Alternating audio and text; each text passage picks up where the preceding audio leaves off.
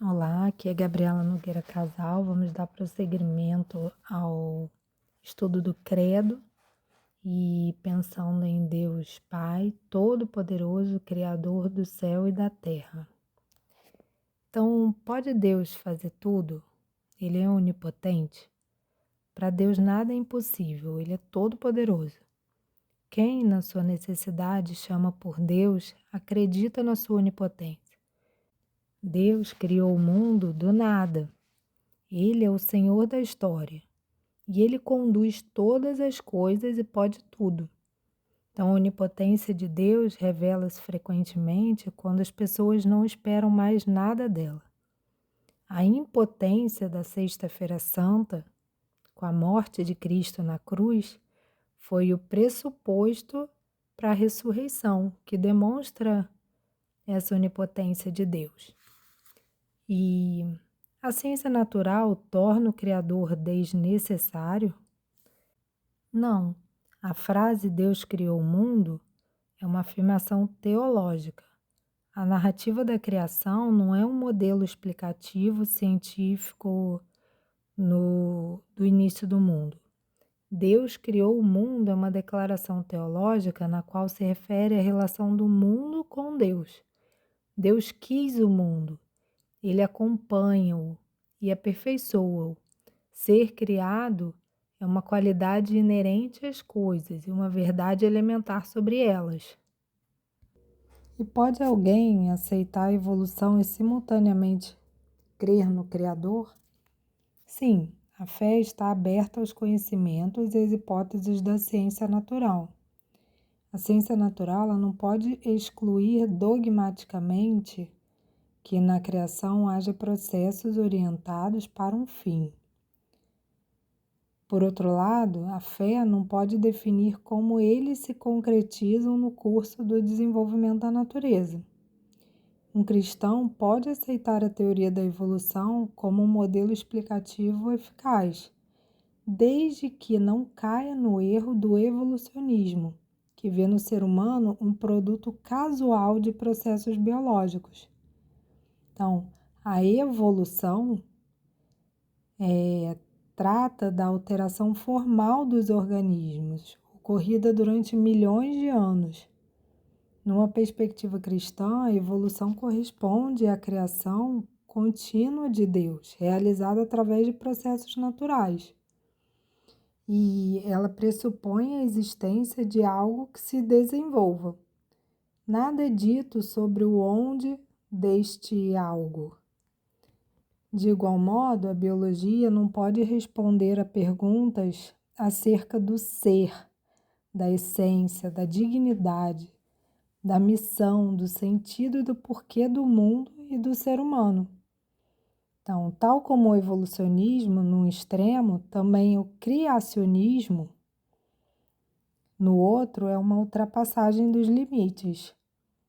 Os criacionistas tomam ingenuamente ao pé da letra os dados bíblicos, como a idade da Terra e os 6 dias da criação. E o mundo não é produto do acaso. A causa do mundo é Deus, não o acaso. Ele não é um produto de fatores sem sentido, tanto no que concerne a sua origem, como no que diz respeito à sua ordem interna e à sua finalidade. Os cristãos, eles acreditam que podem ler o manuscrito de Deus na sua criação. João Paulo II, em 1985, confrontou os cientistas que falam da totalidade do mundo como um processo casual, sem sentido e sem fim. E ele disse: perante este universo, em que estão patentes uma tão complexa organização dos seus elementos e uma tão maravilhosa orientação final da sua existência, falar de acaso seria o mesmo que abdicar de procurar a explicação do mundo tal como ele nos apresenta. De fato, isso seria o mesmo que aceitar efeitos sem causa. Isso significaria a renúncia do entendimento humano. que assim rejeitaria o pensamento e a procura de uma solução para os seus problemas. Segundo um cientista alemão, Reumann von Dietfors, nenhum cientista dispõe de um só argumento com que possa contradizer uma tal hipótese de um Criador. E Deus é que, para lá do tempo e do espaço, tirou o mundo do nada e chamou todas as coisas à existência. Tudo quanto existe depende de Deus e tem, assim, durabilidade do ser, porque Deus quer que assim seja. Nós não somos o produto casual e sem sentido da evolução. Cada um de nós é fruto de um pensamento de Deus. Cada um é desejado, cada um é amado, cada um é necessário, segundo Bento XVI. E a criação do mundo é, de certa forma, uma obra comum da Santíssima Trindade. O Pai é o Criador e onipotente. O Filho é o sentido e o coração do mundo. Por Ele e para Ele tudo foi criado. E só sabemos para que serve o mundo quando conhecemos Cristo. Com Ele compreendemos que o mundo tende para uma finalidade, a verdade, a bondade e a beleza do Senhor. E o Espírito Santo mantém tudo na existência. Ele é que dá a vida. E a ordem e as leis naturais também procedem de Deus? Sim, também a ordem e as leis naturais a que somos submetidos pertencem à criação de Deus. O ser humano não é uma folha em branco. Ele está impregnado dessa ordem e das leis naturais que Deus inscreveu na sua criação. Isso tudo está no nosso coração. Então, um cristão não faz simplesmente o que ele quer. Ele sabe que provoca danos a si mesmo, aos outros e ao meio ambiente quando nega essas leis naturais, quando utiliza as coisas contra as suas regras e quando quer ser mais esperto que Deus, o seu Criador. O ser humano exige demais de si quando quer reformular-se radicalmente, quando quer se converter.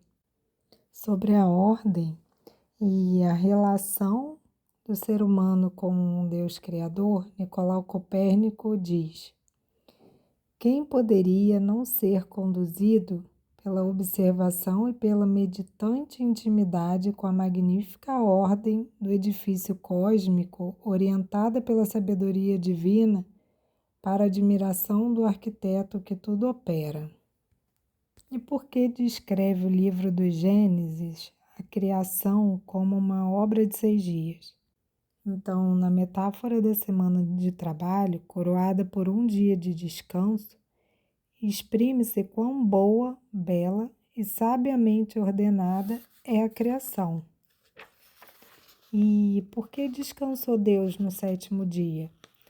O repouso de Deus, depois do trabalho, aponta para o aperfeiçoamento da criação, que se encontra além de todo esforço humano. Se é verdade que o ser humano trabalhador é o parceiro do seu Criador, ele não pode, no entanto, redimir a terra com a sua labuta, com seu trabalho. E a meta da criação é os novos céus e a nova terra, realizada pela redenção que nos é concedida por Cristo. Por isso, o descanso no 7º dia, o descanso que é representada pelo descanso dominical, é um antegozo do descanso celeste e encontra-se acima do trabalho, que nos prepara para esse descanso celeste. E para que Deus criou o mundo? Essa é uma pergunta fundamental que nos ajuda a entender o sentido da nossa vida. O mundo foi criado para a glória de Deus. Deus nos criou o mundo por amor, simplesmente por amor. Na criação se manifesta a majestade e a glória de Deus. Louvar a Deus não significa aplaudir o Criador.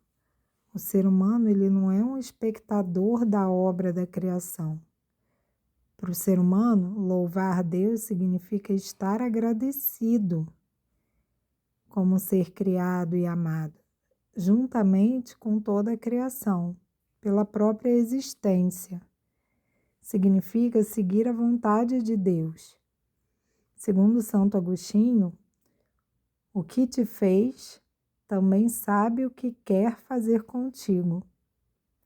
E segundo Santo Ireneu de Leão, a glória de Deus é o ser humano vivo. A vida do ser humano é, todavia, ver Deus. Agora vamos falar um pouco sobre a providência divina. Então, será que Deus guia o mundo e a minha vida? Sim, mas Ele guia de um modo misterioso. Deus conduz tudo ao nosso aperfeiçoamento, por caminhos que só Ele conhece. O que Ele criou não cai um instante das suas mãos. Deus atua tanto nos grandes fatos da história como nos pequenos acontecimentos da nossa vida. No entanto, Ele não belisca a nossa liberdade como se fôssemos marionetes dos seus planos eternos. Em Deus vivemos, nos movemos e existimos. Deus está presente em tudo o que ocorre na nossa vida, mesmo nas coisas dolorosas e nos supostos acasos, aparentemente sem sentido. Deus também escreve direito pelas linhas tortas da nossa vida. O que Ele nos tira e o que nos dá, as situações em que Ele nos fortalece, as circunstâncias em que nos põe à prova, tudo isso constitui ocasiões e sinais da sua vontade. O aperfeiçoamento da criação pela providência divina não acontece acima e para além de nós. Deus nos convida a colaborar no aperfeiçoamento da criação. O ser humano ele pode rejeitar a vontade de Deus, porém, é melhor se ele se tornar um instrumento do amor de Deus. Madre Teresa, na sua vida terrena, esforçou-se por pensar assim: sou apenas um pequeno lápis na mão de Nosso Senhor. Ele pode apontar ou afiar o lápis, e pode escrever ou desenhar aquilo que ele quiser e onde ele desejar. Se o escrito ou o desenho forem bons, apreciamos não o lápis ou o material empregue, mas aquele que os utilizou. Quando, de igual modo, Deus age em nós e através de nós, nunca deveríamos confundir o nosso pensamento, os nossos planos e atos com a ação de Deus. No fundo, Ele não precisaria do nosso trabalho. Mesmo na ausência deste, nada lhe faltaria. E ainda segundo Santa Teresa de Calcutá, a confiança na providência divina é a fé firme e viva de que Deus nos pode ajudar e nos ajudará. Que Ele nos pode ajudar é evidente, pois Ele é onipotente. Que Ele nos ajudará é seguro, porque Ele, em muitas passagens da Sagrada Escritura, prometeu e foi fiel a todas as suas promessas. Se Deus tudo sabe, tudo pode, por que Ele não evita o mal? Segundo São Tomás de Aquino, Deus só permite o mal para fazer surgir dele algo melhor. O mal no mundo é um mistério sombrio e doloroso. O próprio crucificado perguntou ao seu Pai: meu Deus, por que me abandonaste? Muito dele é incompreensível, mas de algo temos a certeza. Deus é 100% bom. Ele nunca pode ter sido autor de algo mau. Deus criou o mundo bom, embora ainda não aperfeiçoado. Com violentas falhas e penosos processos, ele desenvolve-se até a definitiva perfeição. Existe o chamado mal físico, como, por exemplo, uma malformação congênita ou uma catástrofe natural, que, tendo em conta a bondade de Deus, permanece um mistério. O mal moral, por sua vez, atinge o mundo pelo abuso da liberdade. O inferno na terra, crianças, soldados, atentados suicidas, campos de concentração, é geralmente operado por seres humanos. A pergunta decisiva não é, portanto, como se pode crer num Deus bom se há tanto mal, mas como poderia o ser humano, com coração e inteligência, suportar a vida deste mundo se não existisse Deus? A morte e a ressurreição de Cristo mostram-nos que o mal não tem a primeira nem a última palavra. Do pior dos males, Deus fez surgir o bem absoluto. Nós cremos que Deus, no juízo final, acabará com toda a injustiça. Na vida do mundo que há de vir, o mal não terá mais lugar e o sofrimento vai acabar. Segundo São Tomás de Aquino, nenhum sofrimento é absurdo. Ele está sempre alicerçado na sabedoria de Deus. E, segundo Lewis, Deus sussurra nas nossas alegrias, fala na nossa consciência. Nas nossas dores, porém, ele fala alto. Elas são o seu megafone para despertar um mundo surdo.